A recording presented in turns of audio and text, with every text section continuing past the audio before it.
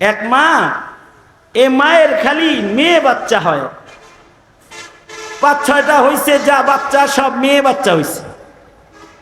কিছু কিছু পুরুষ আছে এগুলো মেয়ে বাচ্চা দেখলে চেতে, আছে না?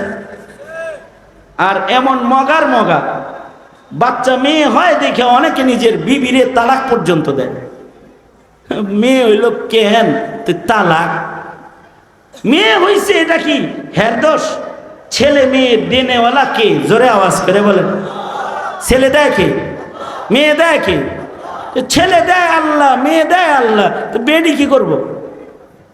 কিন্তু আশ্চর্য জামাই এটা বউরে বলতাছে, বাচ্চা তো 5-6টা যা হইছে তোর পেট থেকে সব মাইয়া হইছে, এবার যে পেটে বাচ্চা আসছে এইটা যদি আল্লাহর কাছে কয়ে ছেলে তুই না নসরে, তাইলে তোরেও ছাড়ুন না, তোর মেয়েরেও ছাড়বো না, তোরেও জব করবো, তোর মেয়েরও জবাই করবো। মানে এরকম বিদঘুইটা পুরুষ কিছু থাকেই। যেমন জাহিলিয়াতে এমন কিছু বিদঘুইটা পুরুষ ছিল যারা মেয়ে বাচ্চা জন্মগ্রহণ করলে মেয়েকে জিন্দা দাফন করত। এমন বিদঘুইটা যারা, তাদের কেউ কেউ আল্লাহর রসুলের কাছে এসে কালেমা পড়ে মুসলমান হয়ে নিজের বাচ্চা জিন্দা দাফন করার ঘটনা নিজে বর্ণনাও করেছে। নিজের সন্তানকে জীবন্ত দাফন করে কেন? মেয়ের বাবা এই দুঃখে, এ অভিশাপ সইতে পারছে না সে। কিন্তু আল্লাহর রসুল বলেন, মেয়ের বাবারা মেয়ে হওয়া অভিশাপ মনে করো না, এটাকে রহমত মনে করো। মেয়ের বাবা আর আমি রসুল একসাথে জান্নাতে থাকবো। মেয়ে হওয়া রহমত। প্রথম সন্তান যদি কারোর মেয়ে হয় এটা রহমত। আল্লাহর রসুল সাল্লাল্লাহু আলাইহি ওয়াসাল্লাম বলেন, যদি কারোর 3 মেয়ে হয় তাহলে এটা আরো বড় রহমত। 3টা মেয়েকে সুপাত্রে তুলে দিল, তো আমার সাথে জান্নাতে পাশাপাশি থাকবে। মেয়ে ভালো না খারাপ? হ্যাঁ, কার কার মাইয়া হয়েছে? হ্যাঁ, আলহামদুলিল্লাহ। রাউজাতুল উলুম আয়োজিত মহতি বার্ষিক সম্মেলনের মোহতারাম সাদার, মোহতারাম সভাপতি, উপস্থিত হযরত, বুজুর্গ, উলামায়ে কেরাম, সম্মুখপানে সমবেত দিন প্রিয়, ইসলাম প্রিয়, দিনদার ইমানদার মুমিন মুসলমান ভাইরা, পর্দার আড়াল থেকে আলোচনায় শামিল মা বোনেরা, বিশ্বজগতের মালিক, বিশ্ব প্রতিপালকের বিশ্ব দরবারে কালিমাতুর শকর যে মহান রব্বুল আলামিন অত্যন্ত দয়া করে, মায়া করে, ভালোবেসে রহমতি বরকতি জান্নাতের টুকরা বাগানে উম্মতের ওলামায়ে দ্বীনদের সোহবতে, মাদ্রাসার মাহফিলে, দাওয়াত ও তাবলীগের নিসবতে আল্লাহ তাআলা নেক মজলিসে বসার তৌফিক দান করেছেন। কালিমাতুর শুকর পড়ি, শুকরিয়া আদায় করি, জবান ছেড়ে ভক্তি ভরে সমস্বরে মোহাব্বতে সকলে বলুন আলহামদুলিল্লাহ। আপনারা দুনো হাত উপরে তোলেন তো, মানে আপনারা আওয়াজ শুনতে পান কিনা চেক করতেছি। দুনো হাত উপরে তোলেন, এক হাত নামান, আবার দুনো হাত তোলেন, নাড়াচাড়া দেন, জবান খুলেন, আওয়াজ করে বলেন সুবহানাল্লাহ, আওয়াজ করে বলেন আলহামদুলিল্লাহ, বলুন লা ইলাহা ইল্লাল্লাহ, আওয়াজ করে বলুন আল্লাহু আকবার, আরো জোরে করে বলুন আল্লাহু আকবার, আরো জোরে বলুন আল্লাহু আকবার। মাহফিলের একেবারে শেষ ভাগ যোগ্য বুজুর্গ উলামায়ে কেরাম নসিহত করেছেন।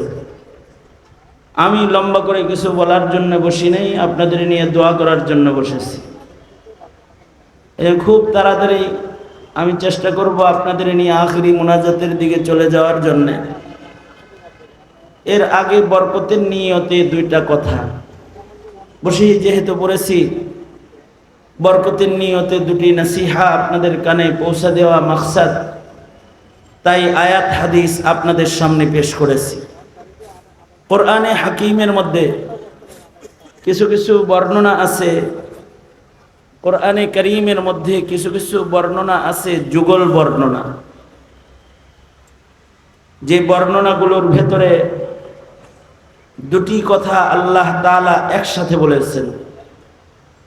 কোরআনে হাকিমে যে সকল যুগল বর্ণনাগুলো রয়েছে তার মধ্যে কোরআনে হাকিমের মধ্যে কিছু কিছু যুগল বর্ণনা আছে। যেমন আল্লাহ পাক যেখানে নামাজের কথা বলেছেন সেখানে যাকাতের কথা বলেছেন,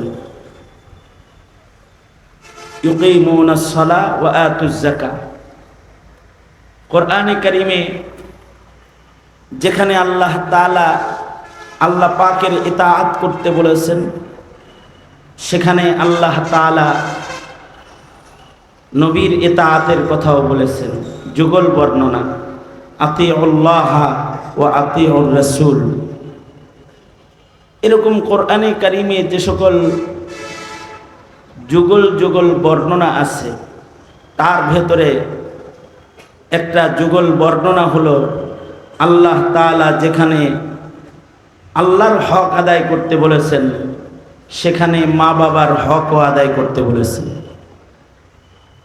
কারণ হলো আমাদেরকে আল্লাহ পাক মহব্বত করেন সবচেয়ে বেশি। আমাদেরকে সবচেয়ে বেশি মহব্বত করেন কে? আরো জোরে আওয়াজ করে বলেন, সবচেয়ে বেশি মহব্বত করেন কে? আল্লাহ। আল্লাহর মহব্বত বান্দার জন্য সবচেয়ে বেশি, আর মানুষের ভেতরে মা বাবার মহব্বত সন্তানের জন্য সবচেয়ে বেশি। আমাদেরকে সবচেয়ে বেশি মহব্বত করেন আল্লাহ, আর আমাদেরকে মানুষের ভেতরে সবচেয়ে বেশি মহব্বত করেন মা বাবা। সবচেয়ে বেশি মহব্বত করেন কে? কার কার মা বাবা আছে? মা আছে, বাবা আছে। এই যে যাদের মা আছে, বাবা আছে, আপনাদের মা বাবা আপনাকে আমাকে সবচেয়ে বেশি মহব্বত করে।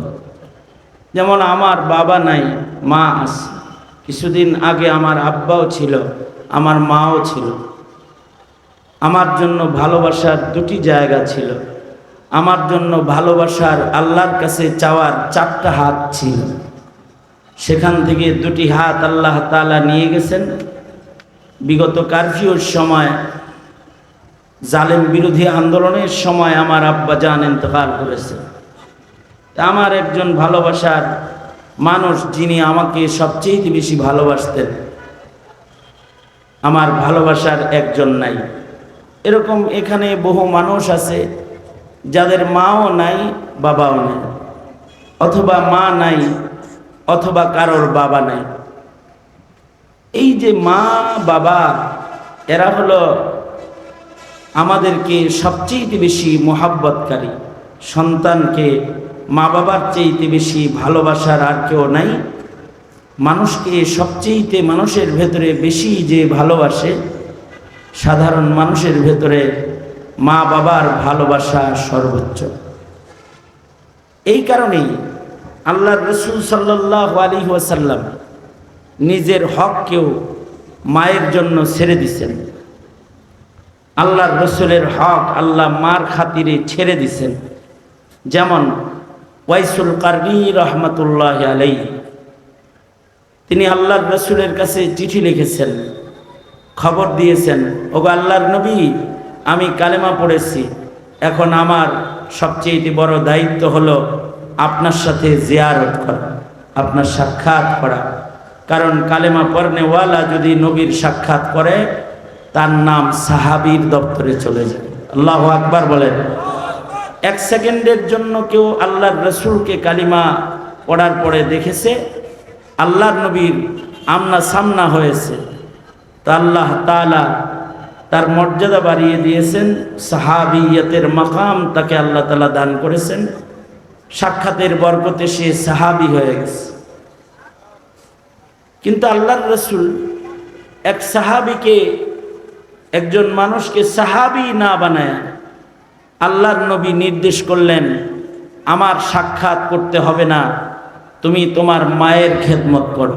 আল্লাহু আকবার বলেন। অর্থাৎ আল্লাহর রাসূল নিজের সাক্ষাতে ওয়াইসুল কারনীকে আসতে দিচ্ছেন না, আল্লাহর নবী ওয়াইসুল কারনীকে মার খেদমত করতে বলতেছেন। তার মানে হলো নবীজি নিজের হকের উপরে সন্তানের জন্য মায়ের হককে প্রাধান্য দিচ্ছেন, অথচ ঈমান হলো মা বাবার চাইতেও বেশি মোহাব্বত নবীকে করতে হবে। লা ইউমিনু আহাদুকুম হাত্তা আকুনা আহাব্বা ইলাইহি মিন ওয়ালিদিহি ওয়া ওয়ালাদিহি ওয়ান নাসি আজমাইন। তারপরেও আল্লাহর রাসূল মায়ের হক আদায়ের বিষয়টা গুরুত্ব দিচ্ছেন। কারণ কি? কারণ হলো এই পৃথিবীর মাটিতে মা বাবার চাইতে বেশি মোহাব্বতকারী আর কেউ নাই। বুখারী শরীফের রিওয়ায়াত, হযরত ওমর থেকে বর্ণনা। মুসলমানদের কাছে কাফেরদের কিছু নারী পুরুষ বন্দী হয়ে গেল, যুদ্ধে বন্দী হয়েছে। এই বন্দীদের ভেতরে কিছু মহিলাও আছে। হঠাৎ করে এই মহিলাটা তার সন্তান দেখে দৌড় দিল, অর্থাৎ তার দুধের শিশু হারিয়ে গেছে। সে মনে করেছে মুসলমানের আক্রমণে আমার সন্তান বুঝি শাহাদাত বরণ করেছে, কিন্তু হঠাৎ করে দেখে, মা দেখতে পাচ্ছে যে তার দুধের শিশুটা জীবিত আছে।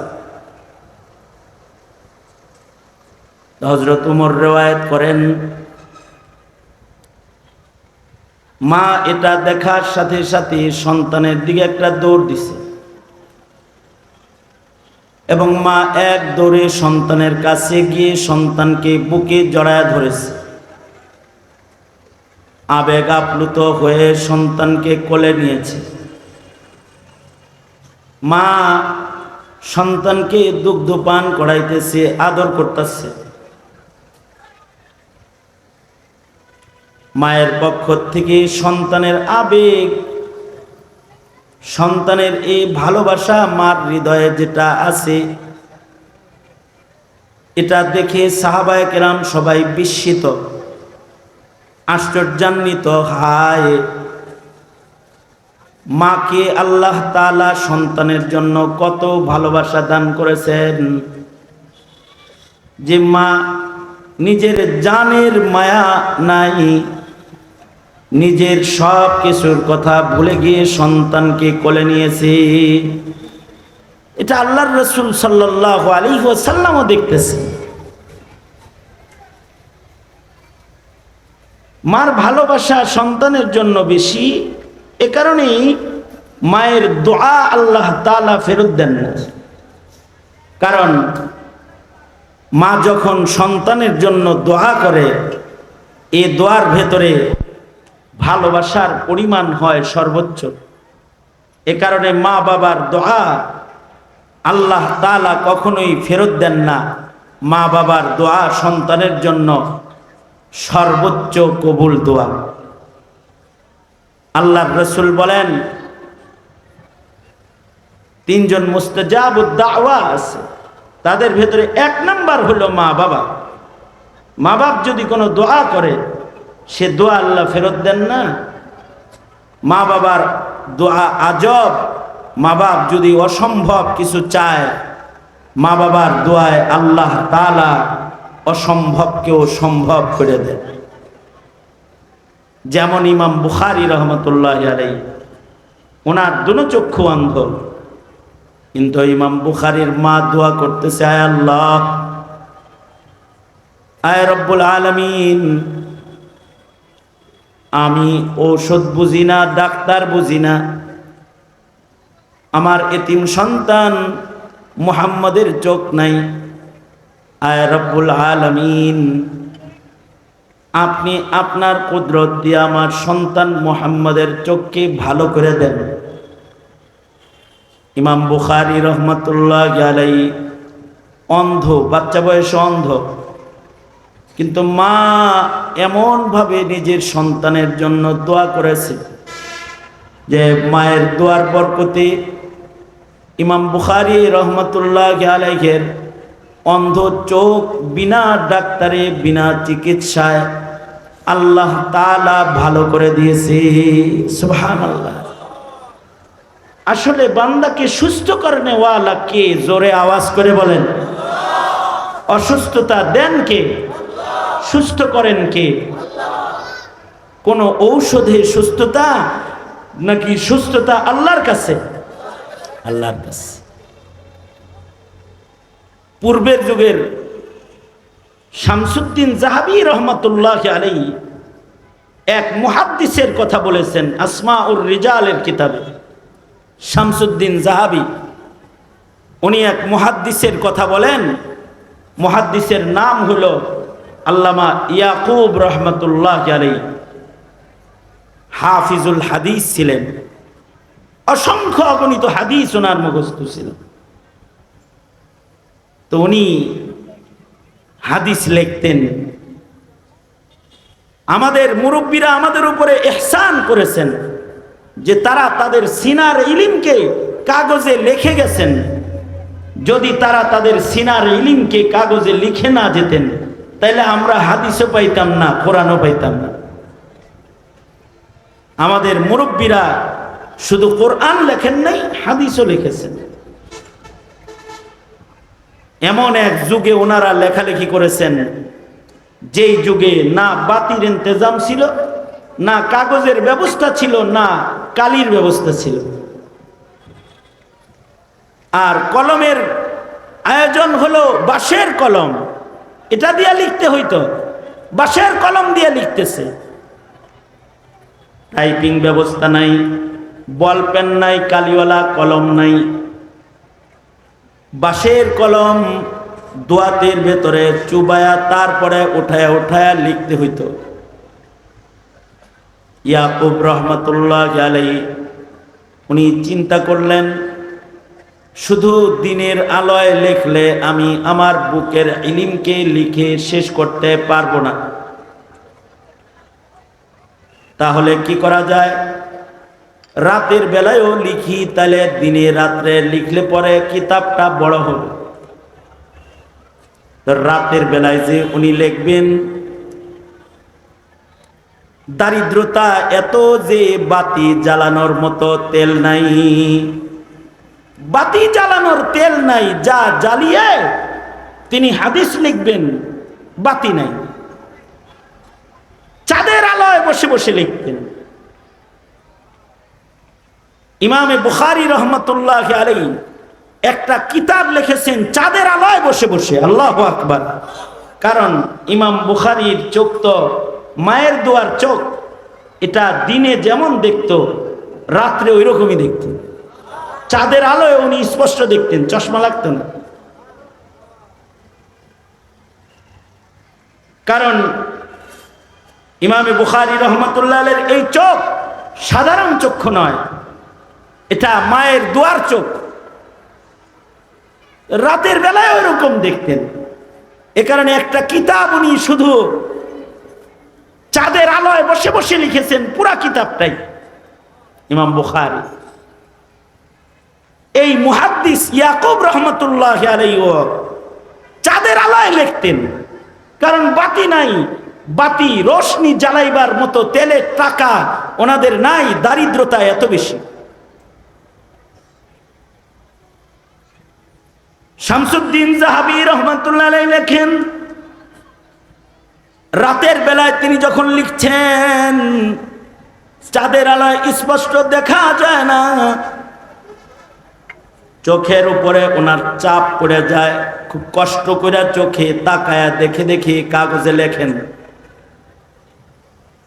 চোখের উপরে যখন খুব বেশি প্রেসার দিয়ে লিখতেছেন, এক পর্যায়ে এই লেখালেখি করার সময়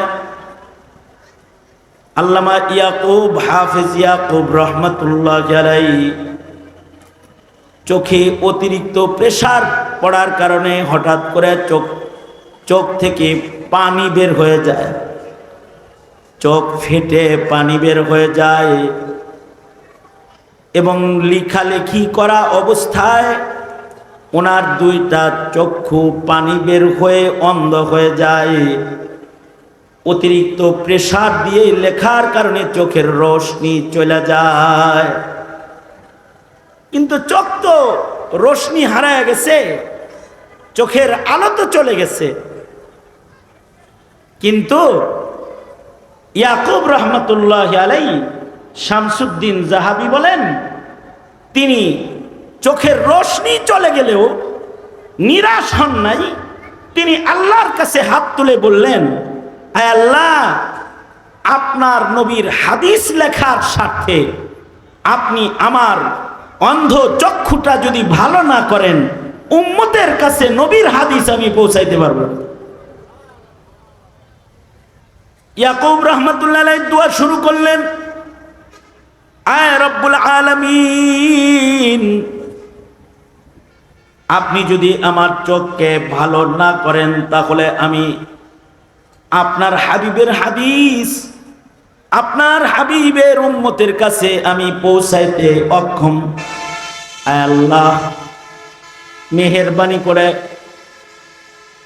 আপনার বন্ধুর হাদিস আপনার বন্ধুর উম্মতের কাছে পৌঁছানোর স্বার্থে আপনি আমার অন্ধ চক্ষুকে ভালো করে দেন।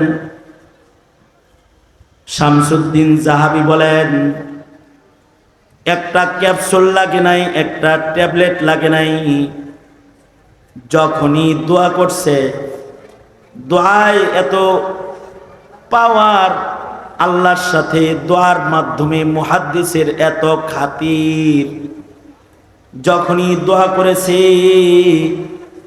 সাথে সাথে দোয়ার মাধ্যমে অন্ধ চোখ আবার ভালো হয়ে গেছে। মৃত্যু পর্যন্ত রাতের বেলায় ওনার চলতেও কখনো আর টর্চ বাতির দরকার হইতো না। এইরকম চোখ আল্লাহ দোয়ার বরকতে দান করেছে। সেম ইমাম বুখারী রহমতুল্লাহ আলাইহি, ওনাকেও আল্লাহ তাআলা মায়ের দোয়ায় আজব চক্ষু দান করেছেন। মা দোয়া করলে মহান আল্লাহ ফেরত দেন না। আল্লামা ইয়াফেঈ রহমতুল্লাহ আলাইহি উনি লিখেছেন, এক মা, এ মায়ের খালি মেয়ে বাচ্চা হয়, ৫-৬টা হয়েছে, যা বাচ্চা সব মেয়ে বাচ্চা হয়েছে। কিছু কিছু পুরুষ আছে, এগুলো মেয়ে বাচ্চা দেখলে চেতে, আছে না? আর এমন মগার মগা বাচ্চা মেয়ে হয় দেখে অনেকে নিজের বিবিরে তালাক পর্যন্ত দেয়। মেয়ে হইল কেহেন তালাক, মেয়ে হইছে এটা কি হের দোষ? ছেলে মেয়ে দেনেওয়ালা কে? জোরে আওয়াজ করে বলেন। ছেলে দেয় কে? মেয়ে দেয় কে? ছেলে দেয় আল্লাহ, মেয়ে দেয় আল্লাহ, তো বেডি কি করব?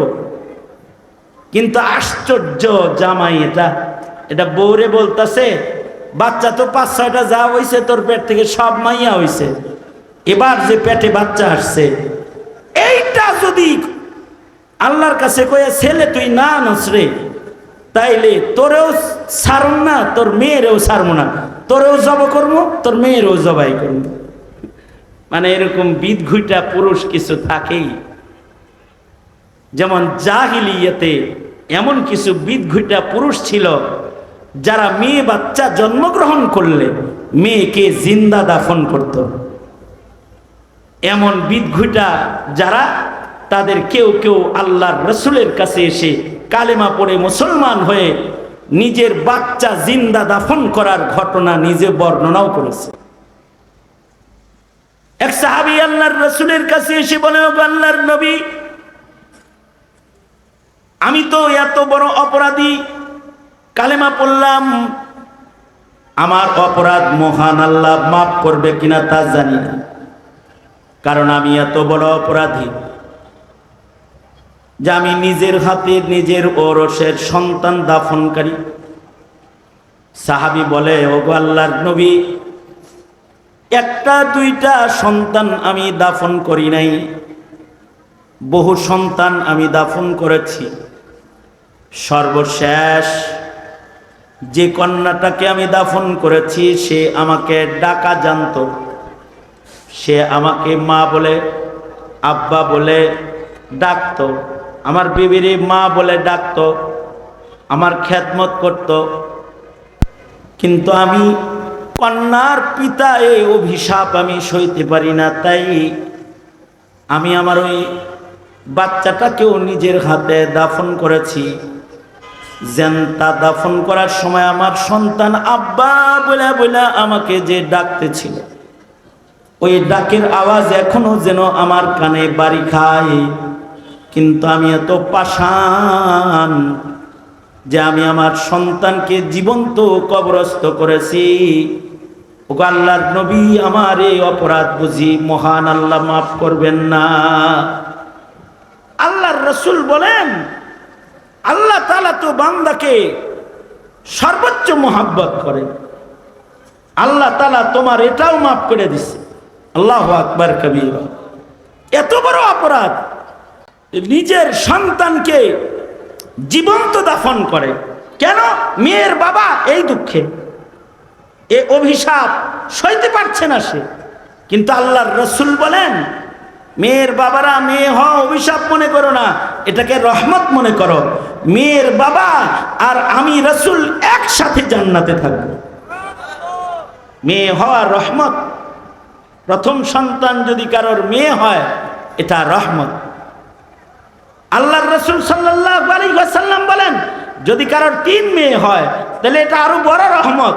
3টা মেয়েকে সুপাত্রে তুলে দিল, তো আমার সাথে জান্নাতে পাশাপাশি থাকবে। মেয়ে ভালো না খারাপ? হ্যাঁ, কার কার মাইয়া হয়েছে? হ্যাঁ, হাত নামান। মেয়ের বাপ হওয়া ভালো, নবীজির কাছাকাছি জান্নাতে থাকা যাবে। কিন্তু অনেক পুরুষ আছে, মেয়ে হইলে নারাজ হয় আর ছেলে হইলে খুশি হয়। মেয়ে হইলে খুশি হবে, এই শিক্ষা আল্লাহর রাসূল দিয়েছেন। কারণ মেয়েরা রহমত নিয়ে আগমন করে। এই জমানায় একটা মেয়েকে পর্দা পুশিদায় লালন পালন করা যত সহজ, একটা ছেলেকে মানুষ করা অত সহজ না। ছেলে বাইরে গেলে ওটারে ইস্কন নিয়ে যাওয়ার সম্ভাবনা আছে, ওইটা নাস্তিকে লয়ে যাওয়ার সম্ভাবনা আছে, কাদিয়ানি লয়ে যাওয়ার সম্ভাবনা আছে। আর মেয়েকে ঘরে অল্প দিন শিক্ষা দিবে, ঘরে লালন পালন করবে, সামান্য যতটুকুন প্রয়োজনীয় দিন আছে অতটুকুন শিখাও যদি কোনো পিতা মেয়েকে পাত্রস্থ করে দেয়, তো একটা জান্নাতের মালিক হয়ে যাবে। মেয়ে রহমত, আযাব না। মেয়ে হওয়া ভালো। কিন্তু ইয়াফেই বলেন, এই বেড়ার খালি মায়া হয়ে দেখে কইছে, তোরেও জব কর্ম, তোর মেয়েরও জব কর্ম, রবের কাছে বইলা ছেলে লইবি। কিন্তু তার জামাই তো গেছে ব্যবসায়। আল্লাহর কুদরত, আল্লাহ তাআলা তাকে আবার আরেকটা মাইয়া। আল্লামা ইয়াফেই বলে, মা তার ভূমিষ্ঠ সন্তানকে আঁচলে শোয়াইয়া আল্লাহর কাছে মা হয়ে দোয়া করতেছে, ওগো আল্লাহ, মায়ের পেটের সন্তানকে ছেলে বানাও তুমি, মেয়ে বানাও তুমি।